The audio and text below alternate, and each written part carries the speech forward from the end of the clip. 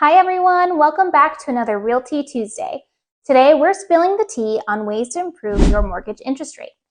There are a lot of things out of our control when it comes to riding the waves of interest rates, but there are still a few things you can do to help set you up for better success. It's time for Realty Tuesday with Cheryl and Melanie, keeping you informed on all things real estate. Melanie, let's dive right into it. Credit scores. Hi, Cheryl. The number one thing that affects the interest rate is your credit score. The higher the credit score, the better. And the biggest thing you can do to have a good credit score is to make sure that all of your bills are paid on time with no late payments. There are other things that affect your credit score as well, such as credit utilization and the number of times your credit has been checked.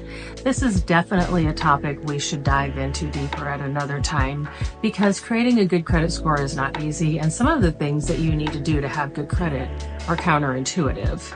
Excellent advice, Melanie.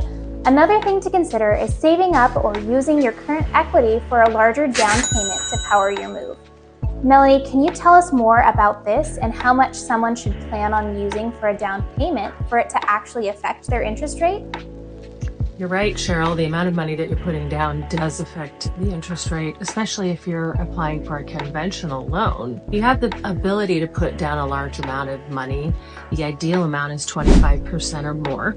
I know a lot of people aim to put 20% down because that eliminates the mortgage insurance. But when you put down 25% or more, that's when it really begins to have a positive impact on the interest rate. Great to know. I don't want that to scare first-time home buyers, though, who might not have that type of money to put down. There are low-down loan programs out there. It's important to highlight that more money down can contribute to a better rate, but there are other options out there.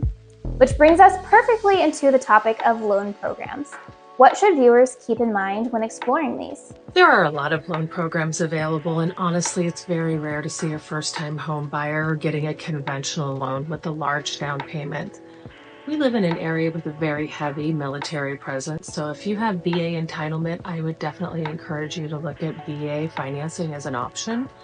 A lot of times the interest rate is better on a VA loan than it is on a conventional loan, even with zero down. The FHA offers as little as 3.5% down, and USDA allows zero down, and there are even some down payment assistance programs that you can use to help you cover the closing costs and the down payment. This is why it is so important to have open discussions with your broker and your lender early on, so you can compare scenarios to see what works best for you. Real estate is not a one-size-fits-all. Property type. Melanie, does this also play a significant role in interest rates? Yes, the property type does affect the interest rate. Manufactured homes, condos, and multifamily homes will usually have a higher interest rate than a single-family stick-built home. That doesn't mean that you shouldn't buy a condominium or a duplex or a manufactured home if that type of dwelling best suits your housing needs. It's just good to know what factors play into the interest rate that you might be offered. These are all great things to consider when preparing to get the best rate you can. The last thing we might want to touch on is considering loan terms. Typically, shorter terms have a lower interest rate, correct? Yes, that's true also. Most people get 30-year fixed rate loans, but a shorter term, such as a 20-year or 15-year loan, could offer you a lower interest rate. Keep in mind, though, that the payment will be higher even though the interest rate is lower because you're paying the loan off in a shorter amount of time.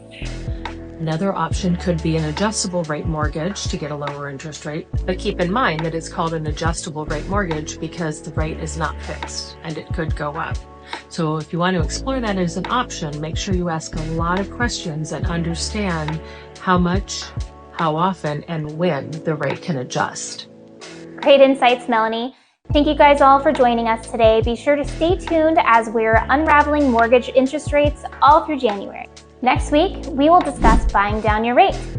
If you have questions or want us to cover a specific topic, drop them in the comments. Have a great day, guys.